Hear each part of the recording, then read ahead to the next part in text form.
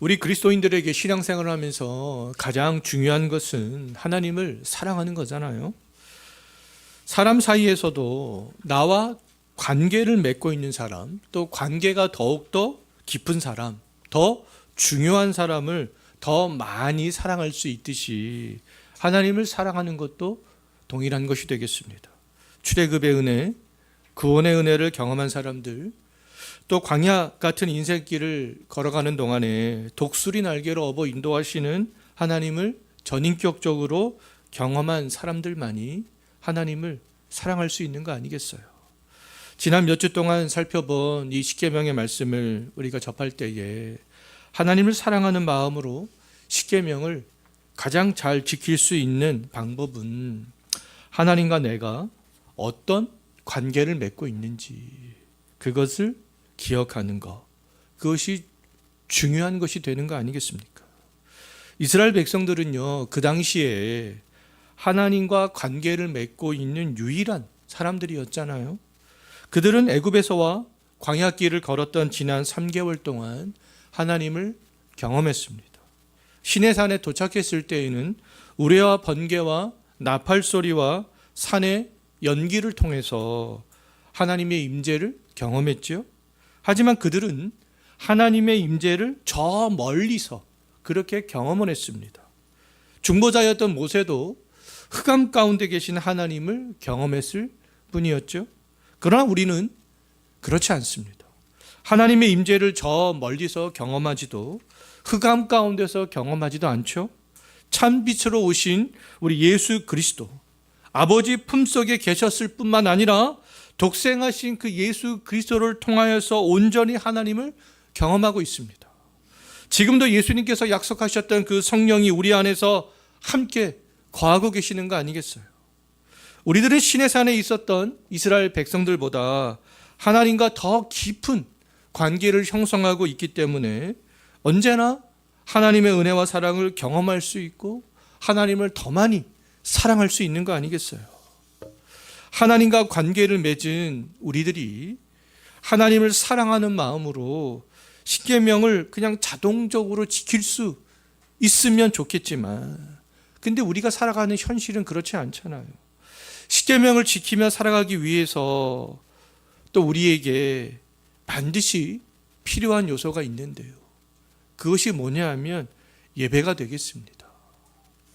여섯째 날 창조된 아담이 맞이한 첫 번째 날, 즉 하나님이 안식하신 일곱째 날에 아담이 가장 먼저 한 일은 하나님과 예배하는 거였잖아요. 하나님께 예배하는 거였습니다. 이처럼 예배는 하나님의 형상으로 지음받은 인간이 수행을 해야 할 첫 번째 사명이자 인간의 존재의 이유가 되었던 거죠. 하나님께서는 출애굽 이후에 광야길을 걷는 이스라엘 백성들에게도 이 예배의 원리를 재확인을 시켜 주셨습니다. 만나를 내리시는 그 사건을 통해서 안식일을 어떻게 다른 날과 다르게 구별되이 보내야 하는지 가르쳐 주셨죠. 시내산에서는 십계명을 통하여서 하나님께 온전히 집중하며 안식해야 할 일곱째 날의 규례에 대해서 명문화를 해 주셨습니다.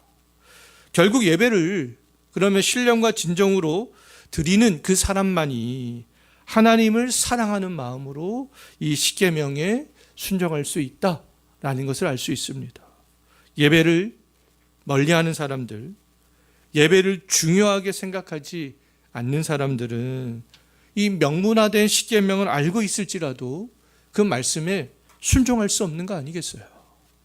내연기관 차에 연료를 공급해야 그 차가 움직이듯이 예배는 하나님을 사랑하는 마음을 더욱더 풍성하게 해주고요, 식지 않게 해주고요, 하나님을 사랑하는 그 마음으로 십계명을 지킬 수 있게 해주는 동력이 된다라는 겁니다. 십계명과 하나님의 임재와 또 예배는 긴밀하게 연결이 되어져 있습니다.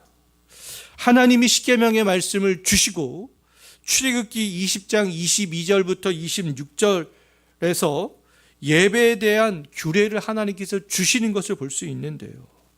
하나님께서 예배에 대한 규례를 주시는 이유가 바로 하나님의 임재와 십계명과 이 예배가 긴밀하게 연결이 되어져 있기 때문에 그렇습니다. 하나님은 오늘 이 본문에서 예배에 관한 규정을 말씀하시면서요, 이 네 가지를 명령하시는 것을 볼 수 있습니다. 첫 번째 명령 23절에 있죠. 은이나 금으로 하나님의 형상을 만들지 말라. 두 번째 명령 24절에 있죠.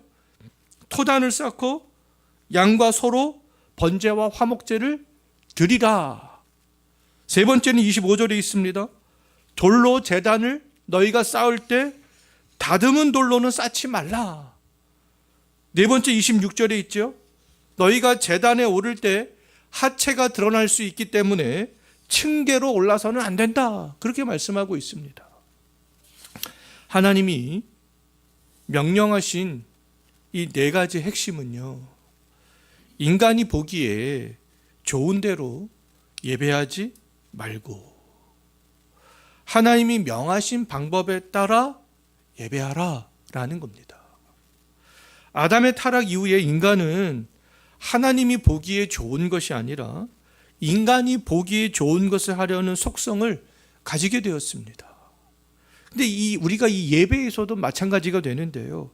인간은요, 언제나 자기들이 보기에 좋은 것을 하나님도 좋아하시겠지, 이런 생각을 하는 착각에 빠지게 되는 경우들이 있습니다. 내가 좋아하는 것 하나님도 좋아하겠지, 이런 생각을 하는 경향들이 있습니다. 은이나 금은 어때요? 그 당시나 지금이나 값비싼 겁니다. 그래서 이 은이나 금, 내가 값비싼 것, 이것이 값비싼 것이기 때문에 은이나 금으로 하나님의 형상을 만들어서 예배하면 하나님께서 기뻐하시겠지, 이런 착각을 하게 된다라는 겁니다. 그러나 값비싼 귀금속으로 하나님의 형상을 만들기 전에 우리들은 영이신 하나님의 속성을 먼저 생각을 해야 되는 거 아니겠어요? 하나님은 형상이 없으신 분이 되는 것이죠. 하나님께 제물을 드릴 때에도 내가 원하는 제물이 아니라 하나님이 명령한 그 제물을 드려야 된다라는 겁니다. 하나님께서 명령하신 제물은 뭐였습니까? 양과 소가 되는 것이죠. 다른 동물은 안 된다라는 겁니다. 말도 안 되고 낙타도 안 되고 다 안 된다라는 거죠. 하나님이 명한 제물을 번제나 화목제로 드릴 때 그때만이 제단에서 하나님이 주시는 은혜와 용서를 경험할 수 있다라는 겁니다. 또 하나님이 제단을 쌓을 때 다듬은 돌을 쌓지 말라고 하신 것은요, 인간의 인위적인 그런 노력을 배제한 것이다 라고 볼 수가 있겠습니다. 근데 우리가 생각할 때는 예술적 감각과 기술을 가진 어떠한 석공들이 제단을 아름답게 만들면 좋을 것 같은 생각이 들잖아요. 근데 하나님은 그렇게 해서는 안 된다라고 말씀하셨죠. 그냥 자연석을 가지고 와서 쌓으라, 이렇게 말씀하셨습니다. 왜냐하면 제단은요, 하나님이 일방적으로 주시는 어떤 화해와 용서가 일어나는 곳이기 때문에 그렇습니다. 인간이 뭐 어떻게 한다고 해도, 아름답게 한다고 해도 인간의 노력으로 하나님의 그 화해와 용서가 일어나지 않는다라는 것들을 하나님께서는 강조하시는 것이죠. 또 하체가 드러날까 층계로 제단에 오르지 말라고 한 것은, 당시에는요, 지금은 많은 사람들이 바지를 입지만, 남자들도 다 바지를 입지만 당시에는 통으로 된 긴 옷을 입었습니다. 지금도 중동에 가면 통으로 된 긴 옷들을 남자들이 입고 다니잖아요. 하나님은 하나님께 나올 때, 근데 인간의 수치를 가리고 거룩함으로 정결함으로 나오기를 원했기 때문에 하체가 드러날 수 있는 그 층계로 제단에 오르지 말라라고 말씀하셨던 거죠. 하나님이 명령한 이 네 가지 방식의 예배는요, 하나님께 온전히 예배하기 위한 형식이었습니다. 하나님께 예배드릴 때 가장 좋은 그런 형식은 우리가 보기에 좋은 것이 아니라 하나님이 명하신 방법, 그것이 가장 좋은 형식이 된다라는 겁니다. 죄인들이 용서를 받을 수 있는, 하나님과 화해할 수 있는, 하나님의 은혜를 받을 수 있는 가장 좋은 형식이 된다라는 것이죠. 당시 이방인들은요, 하나님이 명한 방식과는 반대되는 방식으로 자기들의 신들을 섬겼던 것을 볼 수 있습니다. 그들은 자기 신을 섬기기 위해서 은이나 금으로 형상을 만들었죠. 제단에도 양이나 소 외에도 다양한 동물들을 그들은 바쳤습니다. 심지어 사람을 제물로 드리기까지 했죠. 이방인들은 인간의 기술로 제단을 화려하게 장식했고요. 또 제사에 하체를 드러내는 성적인 요소들이 또 가미가 되기도 했습니다. 이방인들은요, 이처럼 자기의 방식으로, 인간의 방식으로 자기가 만들어낸 신들을 만나려고 했지만, 하나님은 인간의 방식으로 하나님께 나오는 것을 철저하게 금지하셨던 것을 알 수 있어요.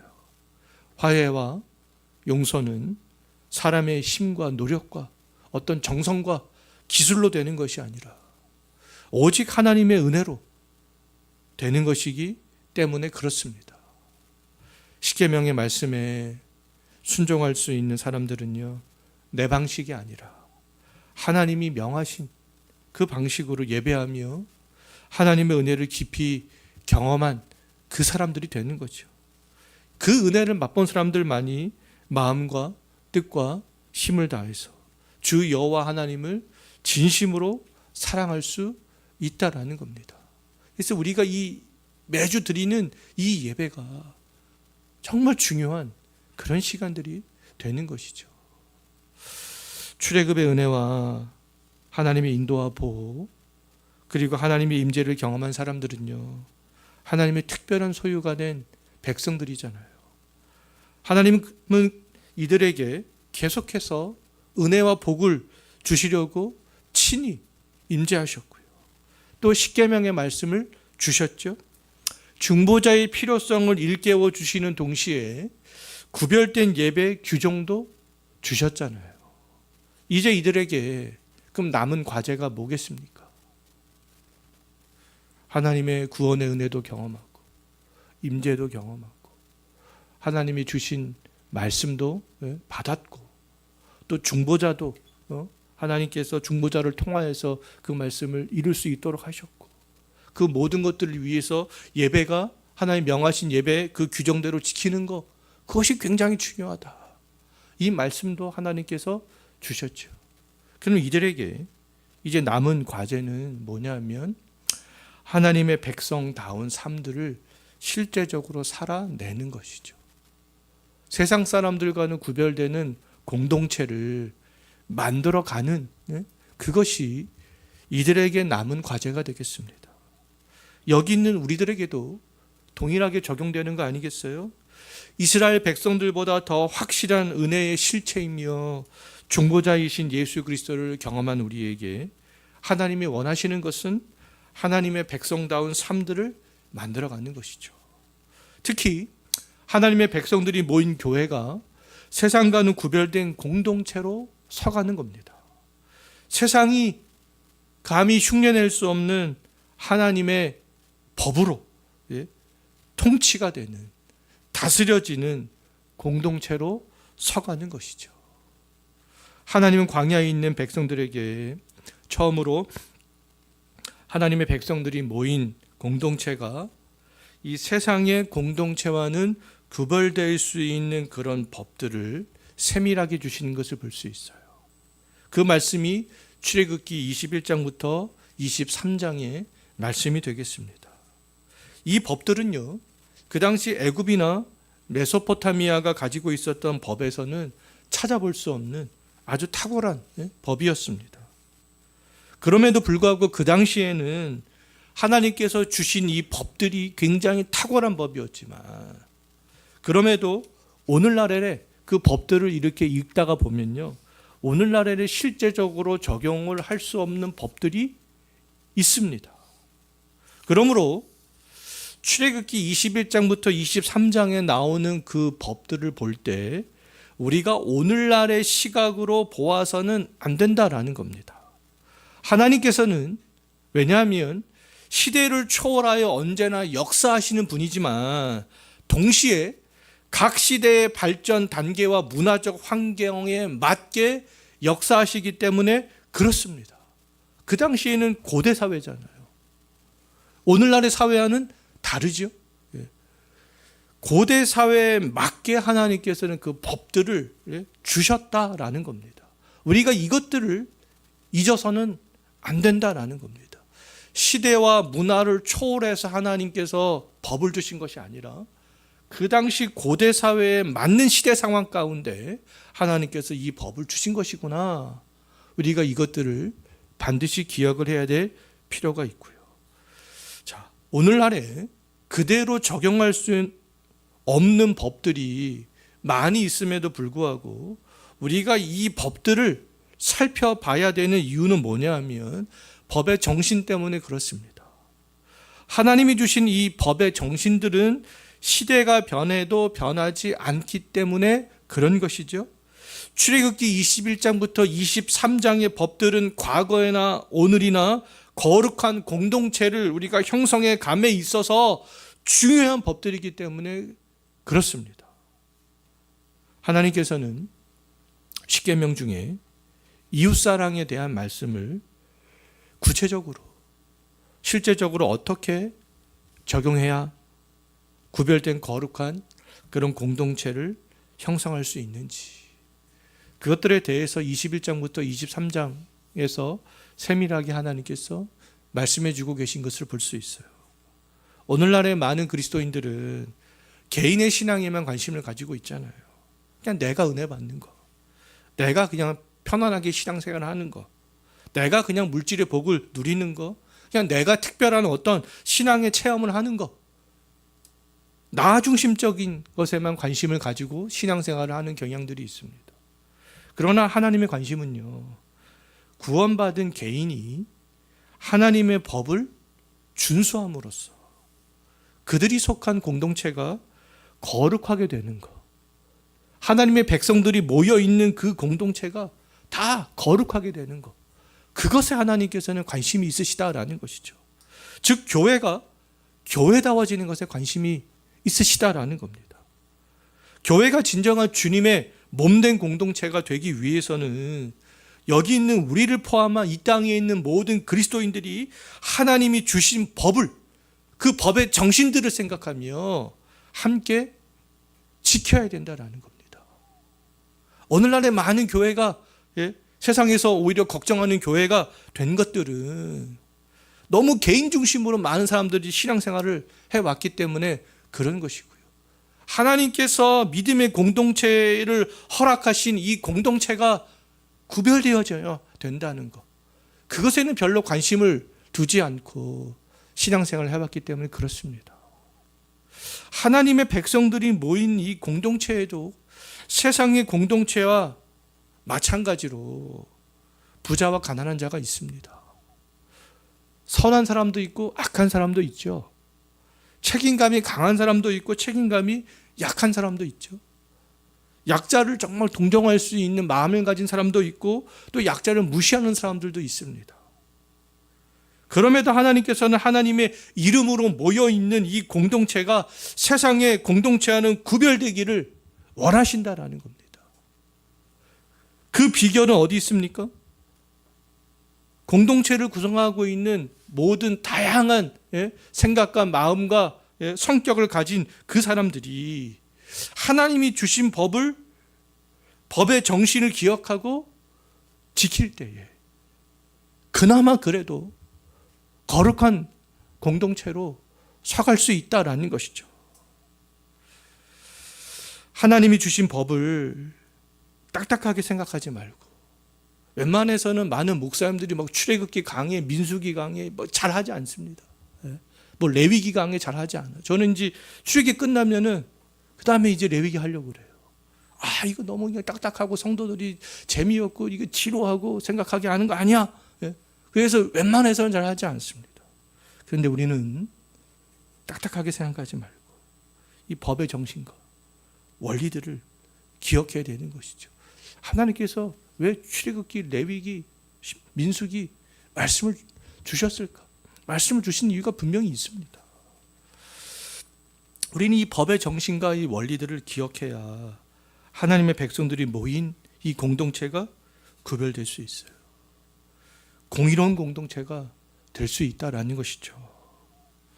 하나님이 주신 법의 첫 번째 원리, 이제 21장부터 쭉 나오는데요.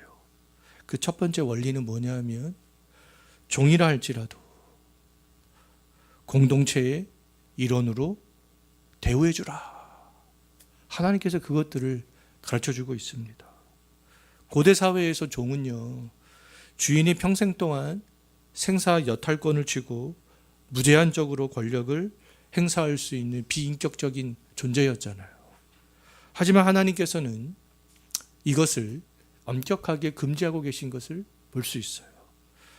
하나님의 공동체 안에서 지금은 비록 종의 신분에 있을지라도 그 사람들은 하나님 나라의 관점에서 볼 때는 가족이라는 것이죠. 그렇기 때문에 하나님은 이 종이 자유인의 신분으로 회복될 수 있는 길을 열어주시는 것을 볼 수 있어요. 7년째 되는 해에는 21장 2절에 있죠. 조건 없이 자유인으로 풀어줘라. 조건을 달지 말아라. 그렇게 말씀하고 있습니다. 또 여종에 대해서도 쭉 하나님께서 말씀하고 있는데요. 8절부터요. 여종도 주인이 마땅히 해야 할 의무가 있습니다. 세 가지의 예를 들고 있는데요. 그 세 가지 의무를 주인이 하지 않을 때, 첫 번째는 여종을 기뻐하지 아니하여 상관하지 않을 때, 두 번째는 여종을 아들에게 주었음에도 그 여종을 딸같이 대우하지 않을 때, 또 세 번째는 주인이 다른 여자에게 장가든 이후에 의식주와 잠자리의 의무를 다하지 않을 때, 그렇다면 여종의 주인은 여종을 조건 없이 자유인으로 풀어줘라. 하나님께서 이렇게 말씀하고 있죠. 하나님은 한 사람 또는 한 집안이 대대로 노예의 상태로 있게 하지 않으시고 합법적으로 자유민이 될 수 있는 길을 열어주셨잖아요. 이스라엘의 모든 백성들이 애굽 땅 종되었던 집에서 해방되었기 때문에 그들이 받은 그 은혜를 공동체 안에 있는 모든 백성들이 동일하게 누리며 살기를 원하셨던 거죠. 오늘날 우리도 이 교회 안에 나보다 어떤 사회적 경제적 지위가 낮은 그리스도인들 함께 신앙생활을 하게 되잖아요. 그때 우리가 그들을 볼 때 업신여기는 것이 아니라 하나님 안에 있는 그런 가족으로 알고 긍휼히 여기고 존중하는 것이죠. 이것이 구원의 은혜를 경험한 모든 그리스도인들에게 하나님이 바라시는 것이다라는 겁니다. 세상은 그렇게 하지 않잖아요. 근데 교회는, 하나님의 백성들이 모인 교회는 그렇게 해야 된다라는 겁니다. 그래야 구별된 공동체가 된다라는 것이죠. 하나님이 주신 법의 두 번째 원리가 있습니다. 그것은 생명을 존중히 여기고 또 과도한 사적인 보복을 금지하는 거예요. 이것이 하나님의 백성들이 모인 공동체 안에서는 이런 일들이 있어야 된다라는 것이죠. 하나님께서는 살인한 자를 엄히 다스리게 하셨지만 또 다른 한편으로 실수로 부지 중에 살인한 자를 위해서는 그 사람이 정당한 판결을 받을 때까지 피신할 수 있는 도피처를 예비하셨죠. 이 도피처는 민수기와 신명기에 가면 나오죠. 도피성. 하나님이 이 말씀에 따라서 그것을 만들게 되는 거 아니겠습니까? 이 외에도 다양한 상황에서 사람을 죽게 만들거나 다치게 했을 때 그에 합당한 방식으로 때로는 사형에 처하기도 하고 때로는 배상을 하도록 하신 것을 볼 수 있어요. 근데 우리가 잘 알고 있듯이 21장 23절에서 25절 말씀을 보게 되면 그 배상은 어떻게 하라고 되어져 있습니까?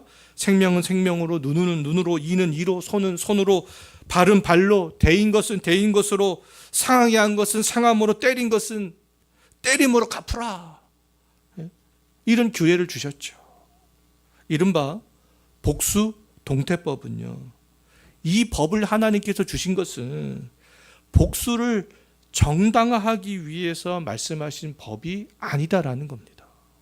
오히려 피해자가 받은 상해 이상의 과도한 보복을 가하지 못하도록 제한함으로 가해자를 보호하는 조치인 동시에 마땅히 가해자가 받아야 될 그런 형벌들을 받게 하신 것이죠. 해를 입힌 만큼만 형벌을 받게 하는 그런 장치였던 겁니다. 권력이 있는 사람들이 자기가 눈을 다쳤다고 해서 권력이 없는 사람들을 과도하게 보복해서는 안 된다라는 겁니다. 예수님께서는 산상수훈에서 이 출애굽기에 복수 동태법 이 말씀을 인용하시면서 법이 허용한 정당한 보복이 있을지라도 보복하지 말고 용서할 수 있으면 용서해라. 이렇게 말씀하셨죠. 고의로 살인을 한 사람에게는 정당하게 사형을 집행을 해야 하지만 나에게 해를 입힌 사람을 용서하는 것은 신약시대를 살아가는 모든 그리스도인들이 순종을 해야 할 대전제가 되는 것이죠. 하나님의 백성들이 모인 공동체가 해야 될 일들은 뭐라는 겁니까? 보복이 정당하다 할지라도 보복하는 것이 아니라 용서하는 것이다 라는 겁니다. 지금 당장 내 믿음이 부족하여서 용서하지 못할 수 있죠. 하지만 이 말씀을 붙잡고 산상수훈 이 말씀을 붙잡고 성령을 의지하면서 기도하는 것이 필요하지 않겠어요? 왜냐하면 용서는 나의 의지와 결단으로 되는 것이 아니라 하나님의 은혜로 되는 것이기 때문에 그렇습니다. 내가 저 사람을 용서해야지 결단하고 또 결단해서 용서가 되어지는 것이 아니잖아요. 성령께서 하셔야 용서가 되어지는 것이죠. 그렇기 때문에 우리는 내 믿음이 부족하여서 용서할 수 없을 때 기도하는 그런 모습들이 필요하다라는 것이죠. 이러한 일들이 있을 때에 교회는 교회다워지고 공의로운 공동체가 되어져 나갈 수 있다라는 겁니다. 하나님이 주신 법의 세 번째 원리가 있는데요. 이 세 번째 원리는 배상을 철저히 해야 된다라는 겁니다. 다른 사람에게 해를 입혔다면 해를 입힌 것에 대해서 아까워하지 말고 정당하게 배상을 해야 된다라는 것이죠. 남의 것을 훔친 자는 훔친 물건의 갑절을 배상하고, 배상할 것이 만약에 네가 없다면 너의 몸을 팔아서라도 반드시 배상해야 된다.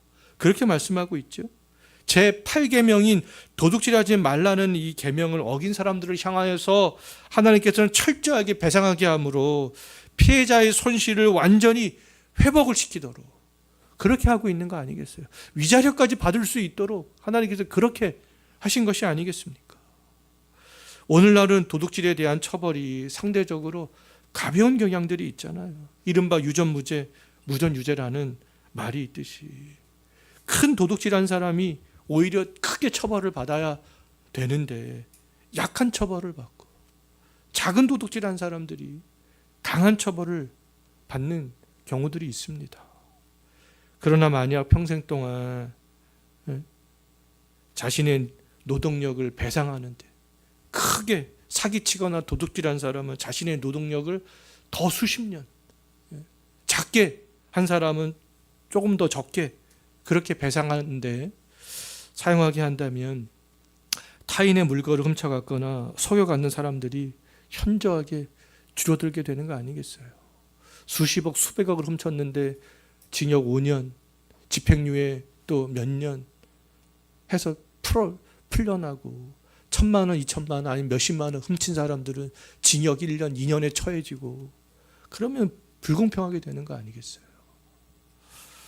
이 외에도 하나님은 다른 사람의 가축이나 밭에 해를 입혔을 때로 이런 것에 대해서 적절하게 배상을 하도록 하셨습니다. 집이 고아를 막론하는 거 아니겠어요?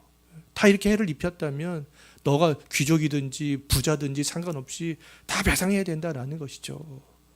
그리스도인들은 타인에게 피해를 입혔을 때 아까워하지 말고 정당하게 보상을 하려는 자세를 가져야 된다라는 것이죠. 이것이 바로 하나님의 백성들이 세상과 구별되어 거룩한 공동체를 세워나가는 구체적인 그런 방식이 되는 거 아니겠어요? 오히려 아깝다고 움켜잡으려고 하고 법을 어기고 그러면 오히려 거룩한 공동체의 모습으로 서가지 못하게 되는 거 아니겠습니까? 하나님이 주시는 이 법의 네 번째 원리가 있는데요. 이것은 도덕적 종교적으로 정결한 공동체로 구별되어 서가는 것입니다. 그 예로 하나님께서 어떤 말씀을 하고 있냐면 약혼하지 않은 처녀를 꿰어서 남자가 동침했을 때 배상금을 주고 아내로 삼겨야 된다. 그렇게 말씀하고 있고요.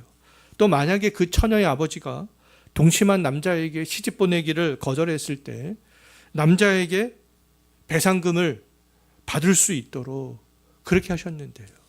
그것은 잘못에 대한 책임을 강하게 묻고 있는 것이죠. 이것은 창조의 원리로 하나님께서 제정하신 결혼 제도를 보호하심으로 교회와 사회의 근간인 가정을 바르게 세우기 위한 방편이었고요. 제7계명인 간음하지 말라는 말씀을 삶의 현장에서 지키는 실제적인 그런 방편이 되었기 때문에 그렇습니다. 하나님은 무당과 짐승과 행음하는 자, 다른 신에게 제사하는 자를 죽이라고 하심으로 종교적인 어떠한 순결성이 하나님을 믿는 공동체 안에서 지켜지기를 원하셨던 것이죠. 이방의 가르침들, 이단적인 가르침들, 어떠한 우상을 숭배하는 사람들 교회 공동체 안에 들어왔을 때 그들을 철저하게 권징을 해야 될 필요가 있는 거 아니겠어요? 동시에 이방의 나그네와 과부와 고아를 학대하지 말고 해롭게 하지 말라고 하므로 하나님을 믿는 공동체 안에 있는 약자를 보호하도록 하나님께서는 그러한 명령을 하신 것을 볼 수가 있겠습니다. 신약 시대를 살아가는 우리들이 해야 할 일들도 동일한 것이 아니겠어요? 십계명의 제1계명부터 4계명까지를 기억하면서 종교적인 순수성들을 지켜나가고 예수님께서 내 형제 중에 지극히 작은 자 하나에게 한 것이 곧 나에게 한 것이다 라고 말씀하신 말씀을 기억하면서 우리가 함께 신앙생활하는 사람들이 어떤 형편에 처해 있든지 그들을 존중히 여기고 관심을 갖는 거죠. 하나님의 임재를 경험하고 십계명을 받았을지라도 하나님이 원하시는 공동체, 세상과 구별되는 공동체는 자동적으로 되어지지 않습니다. 그 첫 출발점은 인간이 보기에 그럴듯하게 보이고 좋아 보일지라도 인간의 방식이 아닌 하나님이 명한 방식으로 예배를 하는 것이죠. 그 예배를 통해서 하나님을 사랑하고 구원의 은혜가 회복이 되어서 우리 모두가 하나님이 명하신 말씀을 우리가 살아가고 있는 이 삶의 현장에서 순종해 나갈 때 우리가 속한 이 교회는 세상과는 완전히 구별된 거룩한 공동체로 서가게 될 줄로 믿습니다. 이번 한 주간 살아가면서 삶의 현장에서 오늘 이 본문의 말씀들을 실천해 나갈 수 있었으면 좋겠습니다. 기도하겠습니다. 하나님 아버지